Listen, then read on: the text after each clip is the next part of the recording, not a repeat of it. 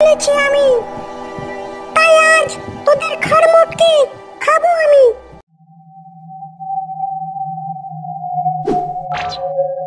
গাছে গাছে থাকি আমি, বেড়াই দেশ বিদেশ, একটা পুত্র চাই আমার, ধরতে হবে ভেষ।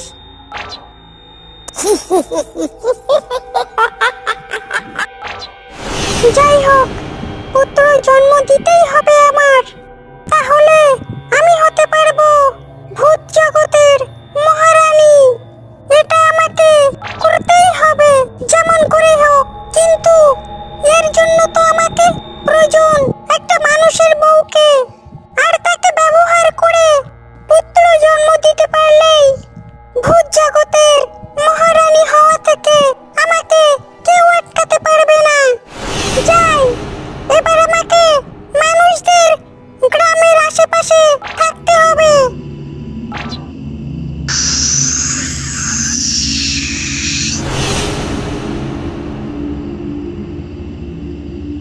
সাকিব প্রতিদিনের মতো বাসায় এসে খাওয়া দাওয়ার পর শুয়েছিল।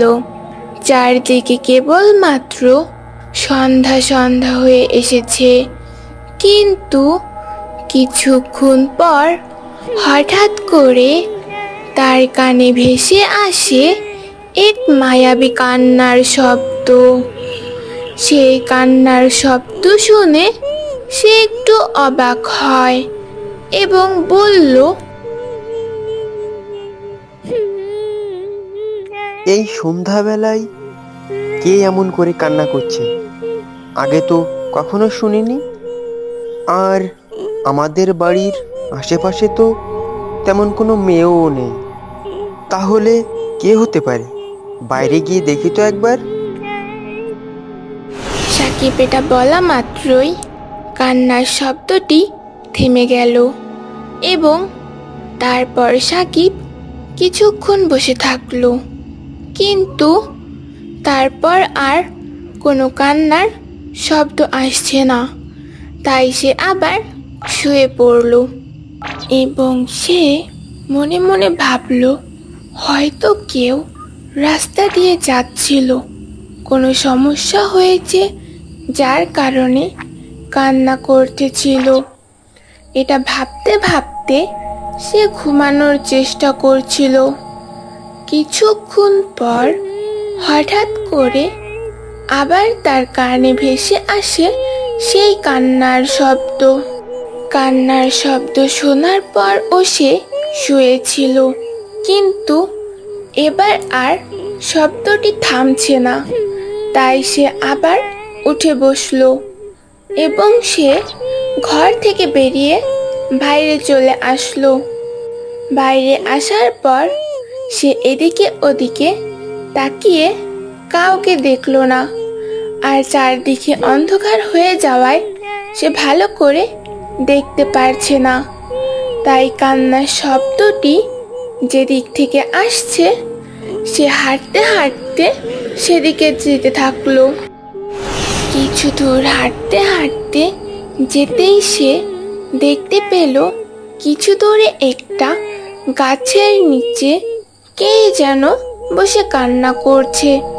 অন্ধকারের মধ্যে তেমন ভালো একটা দেখা যাচ্ছে না, তাই সে আর একটু এগিয়ে গেল। তারপর সে দেখল গাছের নিচে একটা মেয়ে বসে কান্না করছে। এটা দেখে সে মেয়েটিকে বলল, কে তুমি? আর এখানে বসে এভাবে কান্না করছো কেন? এখানে কিভাবে এলে? তোমার সাথে কি কেউ নেই? আশেপাশে তো কাউকেই দেখছি না। কি হলো, কথা বলছো না যে? এই তো পেয়েছি সুযোগ, এই সুযোগটাকেই তো আমার কাজে লাগাতে হবে। একে কিছুই বুঝতে দেওয়া যাবে না। যেভাবেই হোক এই ছেলেকে ভুলিয়ে ভালিয়ে বশ করতে হবে, তাহলেই আমার ইচ্ছে পূরণ করতে পারবো। কি হলো, এখনো চুপ করে আছো? এখানে বসে কেন কান্না করছো? তোমার মা বাবা কোথায়? কাউকেই তো দেখছি না। আমার কেউ নেই। আমি ছোট থেকে মামার বাড়িতে বড় হয়েছি।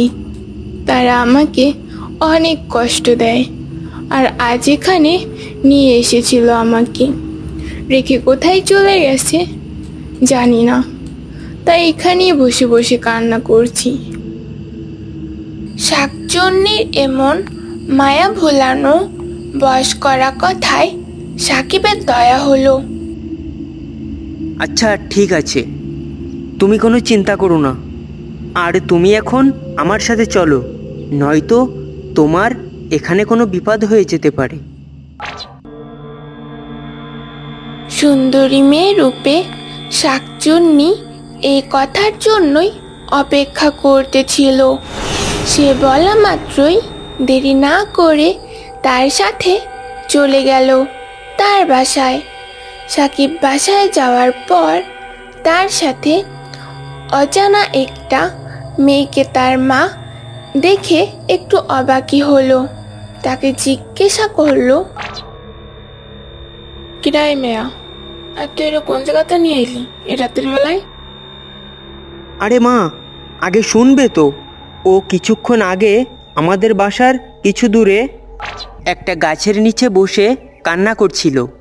কান্নার আওয়াজ শুনে আমি গিয়ে দেখলাম ও একা একা বসে কান্না করতেছে। তারপর আমি ওর কাছে সব কিছু শোনার পর ও আমাকে বলল ওর পরিবার ওকে ফেলে রেখে চলে গেছে, তাই রাতের বেলায় ওর জন্য কোনো বিপদ না হয় সেজন্য আমি ওকে নিয়ে আসলাম বাড়িতে। সাকিবের মা কথাগুলো শোনার পর তার মুখের দিকে তাকিয়ে থাকলো এবং মেয়েটিকে দেখে অনেক দয়া হলো। তারপর সুন্দরী মেয়ে রূপে শাকচুন্নিকে বলল, তুমি কোনো চিন্তা করো না, তোমার যতদিন ইচ্ছা হয় তুমি ততদিন থাকতে পারো আমার মেয়ে হয়ে। এখানে তোমার কোনো সমস্যা হবে না। তোমার পরিবার তোমার ছেড়ে গেছে তো কি হয়েছে, আমরা তো তোমার সাথে আছি। একদমই চিন্তা করো না। চলো এবার আমার সাথে খেয়ে ঘুমাবা, যা হওয়ার সকালে হবে। তার মায়ের কথা শুনে শাকচুন্নি তো মহা খুশি। তারপর তাদের কথা মতো রাতে খেয়ে ঘুমিয়ে পড়ল। পরদিন সকাল হতেই সাকিব তার মায়ের কাছে আসলো এবং তার মাকে বলল, আচ্ছা মা, তোমার তো অনেক বয়স হয়েছে, তাছাড়া আমি যাওয়ার পর বাসায় তো তুমি একাই থাকো। আমি তো সকালেই কাজের সন্ধানে বেরিয়ে যাই আর বাসায় আসি সেই সন্ধ্যায়। তাই বলছিলাম যে মেয়েটিকে আমি এনেছি, ওর তো এখন আপন বলতে কেউ নেই। তাই তুমি যদি বলো তাহলে ওকে আমি বিয়ে করতে পারি, তাহলে তোমারও কিছুটা কাজ কমবে আর তোমার দেখাশোনারও একজন হবে। হ্যাঁ, মেয়েটা অনেক সুন্দর ও অসহায়। মেয়েদের আমার কাছে রাখতে পারলে তার একটা ঠাঁই হইতো। মেয়েদের আমার অনেক পছন্দ হয়েছে। ও যদি আমার কাছে থাকতে চায় ভালোই হবে, আর আমারও সময় কাটতে পারবে। ঠিক আছে, আমি দেখি, ওর সাথে কথা বলি, মেয়েটি কি বলতে চায়। এটা বলার পর তিনি মেয়েটির কাছে গেলেন এবং দেখলেন মেয়েটি বসে বসে কি যেন একটা নিয়ে ভাবছে। তখন তিনি মেয়েটিকে বললেন, এত কিছু ভাইবো না, তোমার পরিবার তোমার সাইডে গেছে তো কি হয়েছে? মনে করো এখন থেকে আমরাই তোমার পরিবার। আমি তোমার একটা কথা বলার জন্য আসছিলাম। তোমার তো এখন আপন বলতে কেউ নাই, তাই আমি ভাবতেছি আমার ছেলের বউ বানাইয়া তোমার এখানেই রেখা দিব। তুমি যদি কিছু মনে না করো তাহলে আমাকে বলতে পারো। তুমি চাইলে আমি আজকেই তোমাদের বিয়ে দেব।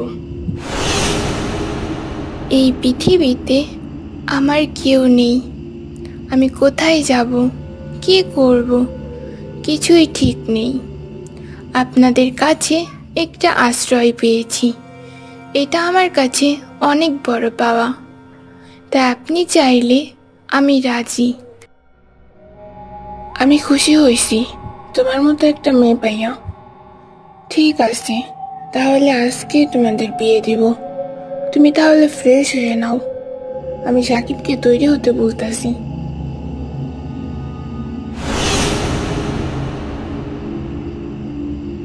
গাছে গাছে থাকি আমি, বেড়াই দেশ বিদেশ, একটা পুত্র চাই আমার, ধরতে হবে ভেষ।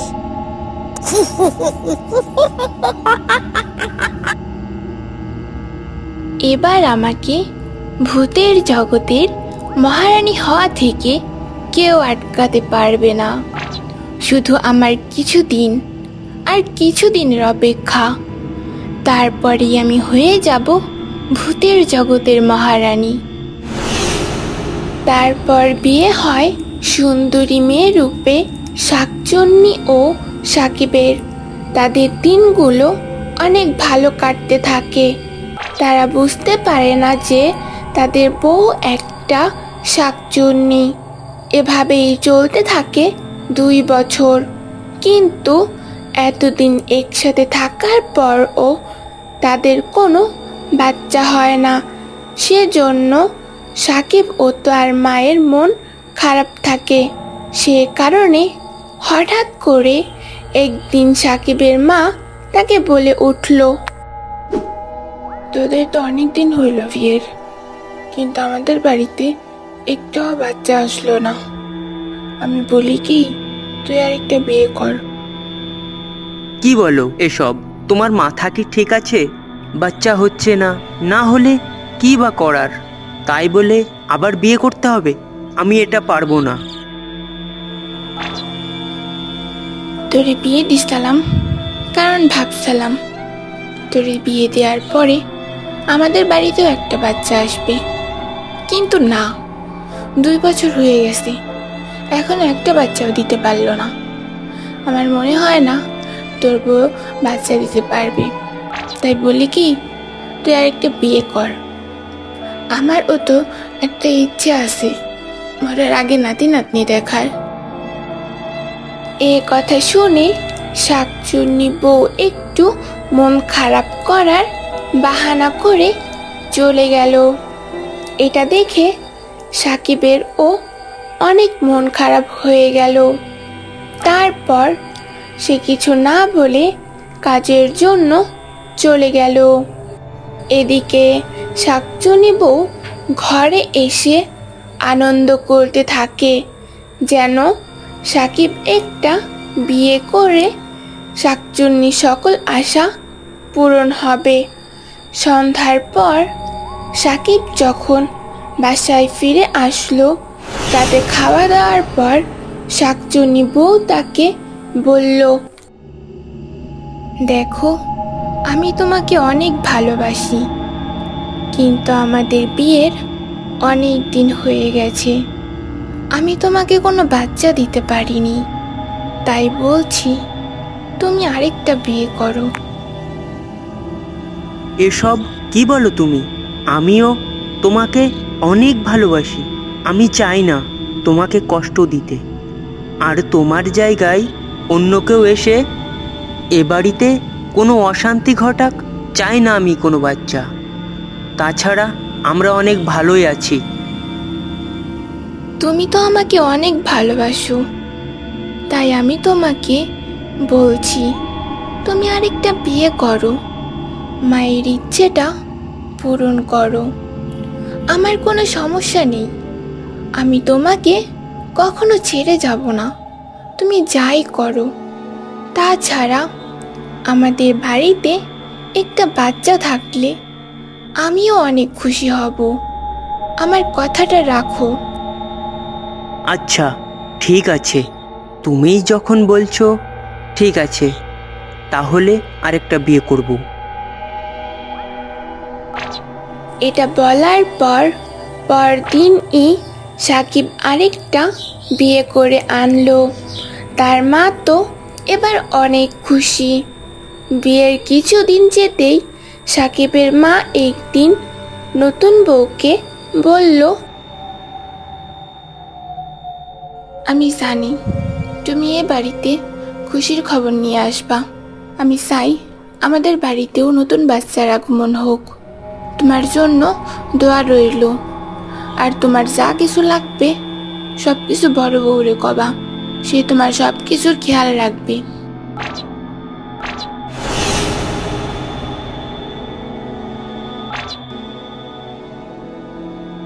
ঠিক আছে মা, আপনি চিন্তা করবেন না। আমার যা কিছু প্রয়োজন হবে আমি নিয়ে নেব। সব কত আমাকে দিয়ে নাকি দাসের কাজ করাবে? তোদের ঘাড় মোটকে খাবো, আর তোরা বুঝতেও পারবে না। অনেক হয়েছে, আর না। এবার আমার সময় এসে গেছে। আজ রাতেই আমি তার গর্ভে আমার সন্তান দেব। তারপর সে যখন পৃথিবীর মুখ দেখবে, তখন আমি হব সব থেকে শক্তিশালী ও ভূত জগতের মহারানী। তারপর এই দিনটাতে চলে যাবো এখান থেকে। এমন সময় সাকিব তাকে দেখে ফেলেছে। সে আড়াল থেকে সব শোনার পর শাকচুন্নি বোঝার আগেই সে ওখান থেকে চলে যায়। তারপর সব কিছু তার মাকে খুলে বলে। তার মা একটা কথা শুনে একটু ভয়ই পায়। তারপর তিনি দেরি না করে সাকিবকে বাসায় রেখে তিনি চলে গেলেন একটা সাধু বাবার কাছে।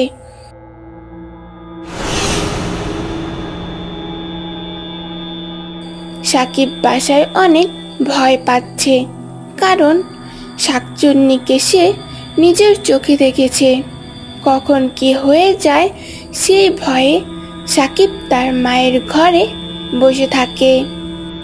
কয়েক ঘন্টা পর তার মা সাধু বাবার থেকে একটা পরা কাপড়ের টুকরা নিয়ে বাসায় ফিরে আসে।